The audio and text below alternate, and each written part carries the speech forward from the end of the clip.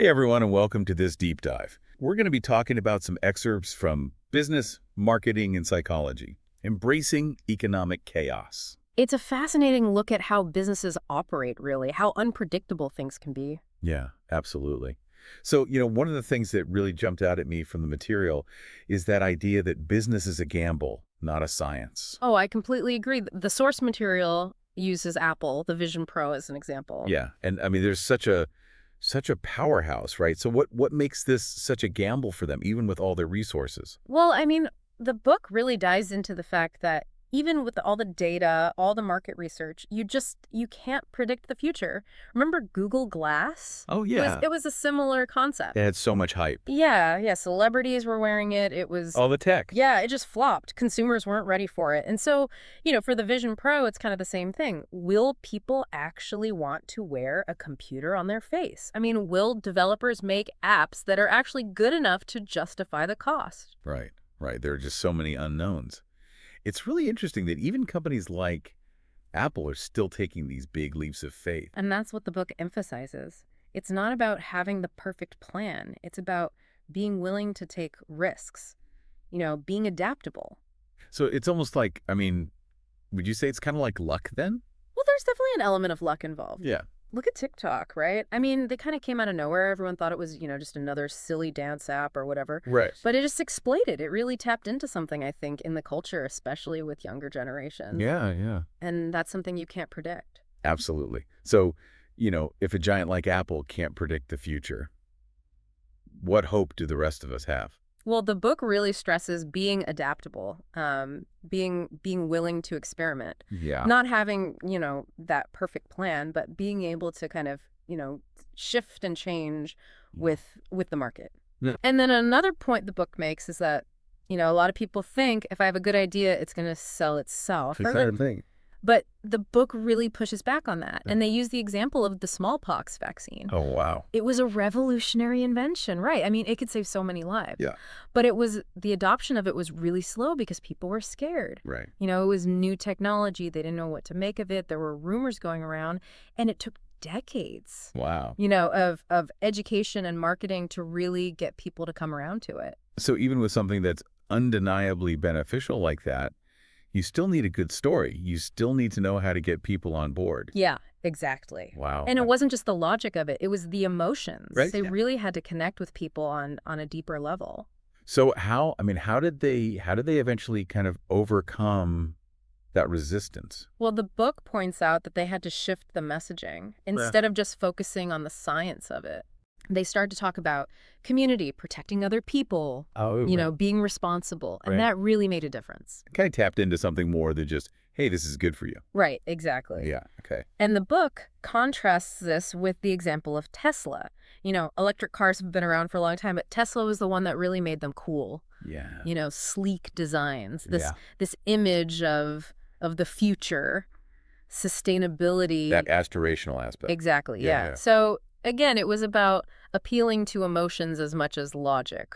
Yeah, it's like you're buying into a lifestyle. Exactly. It's not just, oh, I need to get from A to B. Right. And I want to do it in a cool way. Right, exactly. That's interesting. I like that. What do you think about that, listener?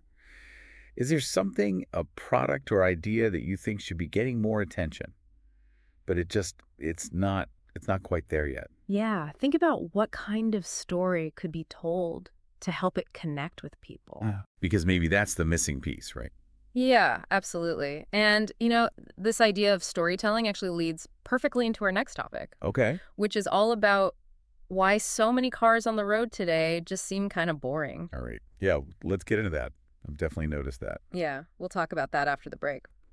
Yeah, so, we were talking about those boring cars. Yeah. Yeah, it's really noticeable, isn't it? It seems like everyone's driving these, just bland SUVs. Well, the book kind of argues that that's a reflection of, society as a whole. Right. Like, we're all so busy. We just want things to be practical. Yeah. And SUVs, they're spacious. They feel safe, Yeah. It just makes sense for a lot of people. Right. But I don't know, I kind of miss the days when cars were a little bit more, I don't know, expressive. Like you could tell something about the person driving it. Well, and the book uses the Ford Mustang as an example of a car that's kind of bucking that trend. Like the Mustang, that's a classic. It's about, freedom, individuality. It's kind of a throwback to a time when cars were more than just appliances. Yeah. Yeah, and their marketing really plays into that.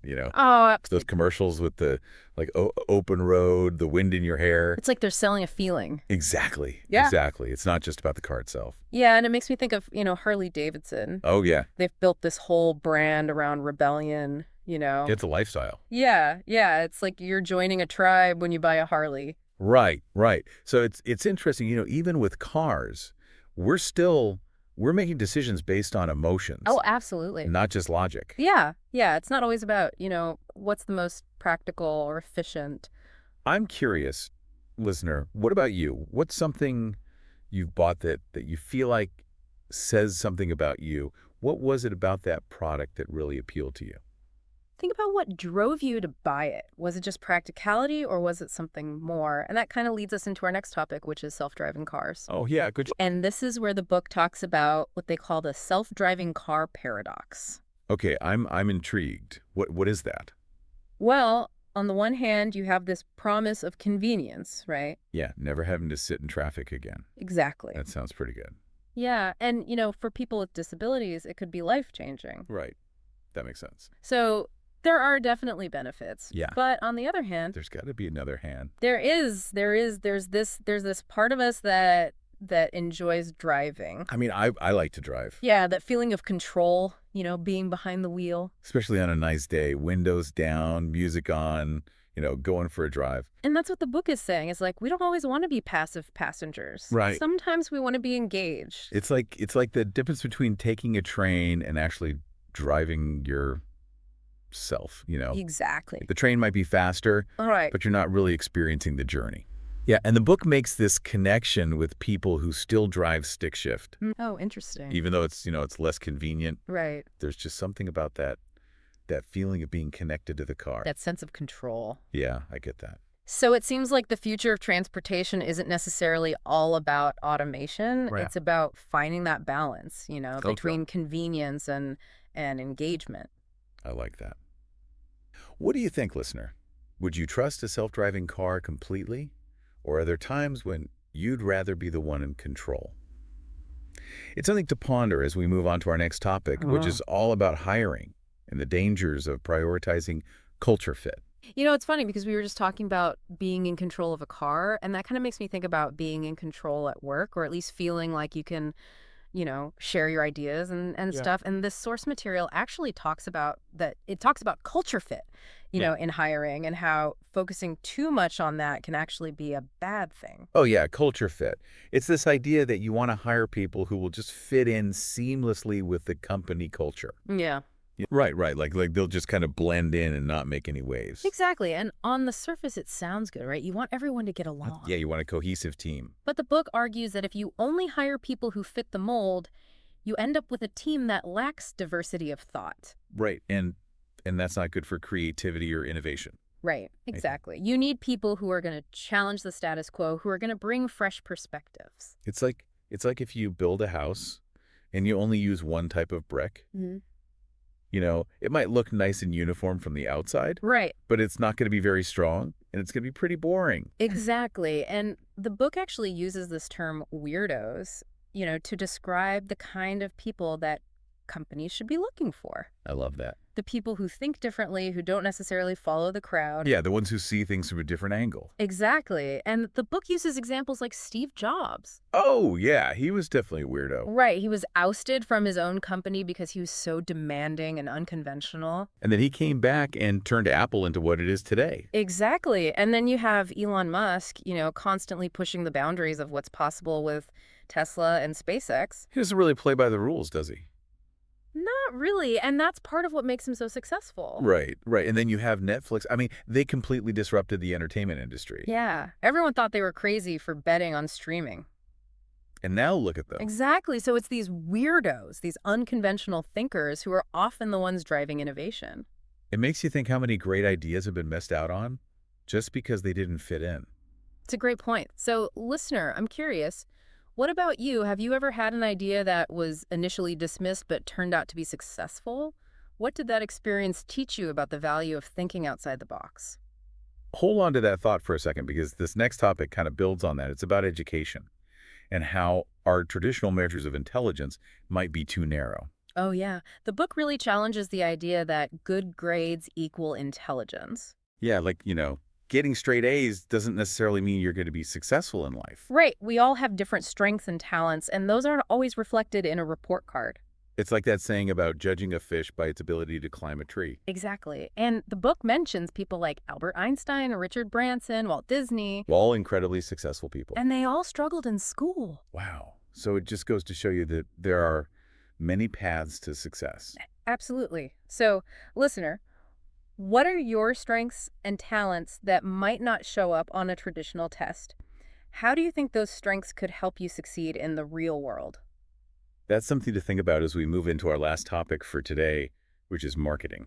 Yeah, marketing sometimes gets a bad rap. People think it's all about manipulation and trickery. Right. But the book presents a different perspective. Okay, I'm listening.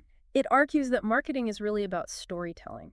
It's about connecting with people on an emotional level. Okay, I can see that. It's about understanding what people want and need and then crafting a message that resonates with them. So it's not just about pushing a product, it's about creating a connection. Exactly. And the book uses the example of Coca-Cola versus Pepsi. Oh, interesting. Okay.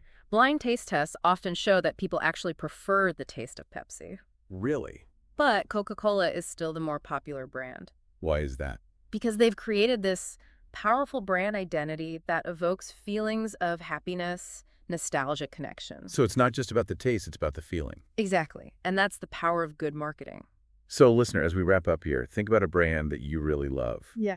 What is it about that brand that speaks to you? What emotions or stories do you associate with it? It's a great way to understand how marketing shapes our perceptions and influences our choices. Well, this has been a fascinating deep dive. Yeah. I feel like we've uncovered some really valuable insights about business marketing and even psychology. Yeah. The key takeaway for me is that adaptability, creativity, and a willingness to challenge the norms are more important than ever. Absolutely. And don't be afraid to embrace those weirdos in your life. The ones who see things differently, they might just have the next big idea. I completely agree. So listener, go out there, embrace the chaos, and never stop exploring the possibilities. And that's a wrap for this deep dive. We'll catch you next time.